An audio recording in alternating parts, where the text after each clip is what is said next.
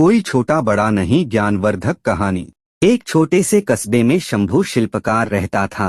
वह पहाड़ों से बड़े बड़े पत्थर तोड़कर लाता और उसे आकार देकर मूर्तियां बनाता। इस रोजगार में मेहनत बहुत ज्यादा थी, आमदनी कम। दिन भर धूप पसीने में काम करते हुए शंभू पत्थर तोड़ता। यह काम उसके पूर्वज भी किया करते थे।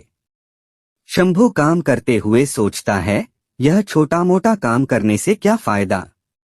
ठीक से 2 वक्त की रोटी भी नसीब नहीं होती। मैं बड़ा आदमी बन जाऊं तो काम भी ज्यादा नहीं करना होगा और बैठकर आराम से ऐश मौज करूंगा। एक रोज वह ऐसे नेता को देखता है जिसके आगे पीछे हमेशा भीड़ रहती है। उसको हाथ जोड़कर प्रणाम करने वाले सैकड़ों लोग खड़ी रहती हैं। शंभू ने नेता बनने की ठान ली। कुछ दिनों में वह नेता बन गया। नेता बनने के बाद जब वह एक रैली कर रहा था, धूप काफी तीव्र थी। धूप की गर्मी वह सहन नहीं कर पाया और बेहोश होकर वहीं गिर गया।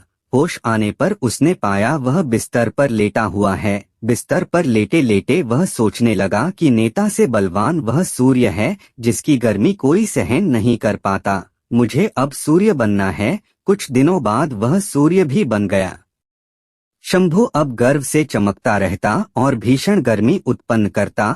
तभी उसने देखा एक मजदूर खेत में आराम से काम कर रहा है। उसने गर्मी और बढ़ाई मगर मजदूर पर कोई फर्क नहीं पड़ा। विचार किया तो उसे मालूम हुआ ठंडी ठंडी हवा पृथ्वी पर बह रही है। तब शंभू ने विचार किया, हवा बनकर मैं और शक्तिशाली बन जाऊंगा। कुछ दिनों बाद वह हवा बन गया।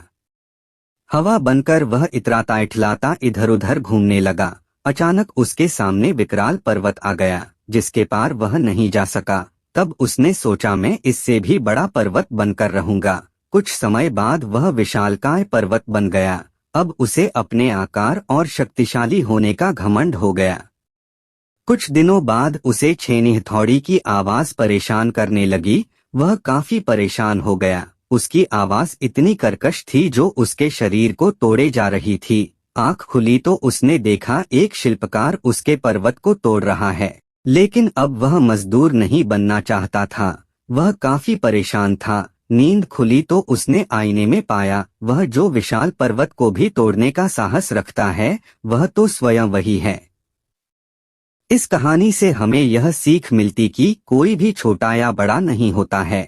सभी के कार्य अपने अपने हैं। किसी भी कार्य को करने में हिचकिचाना नहीं चाहिए बल्कि गर्व का अनुभव करना चाहिए।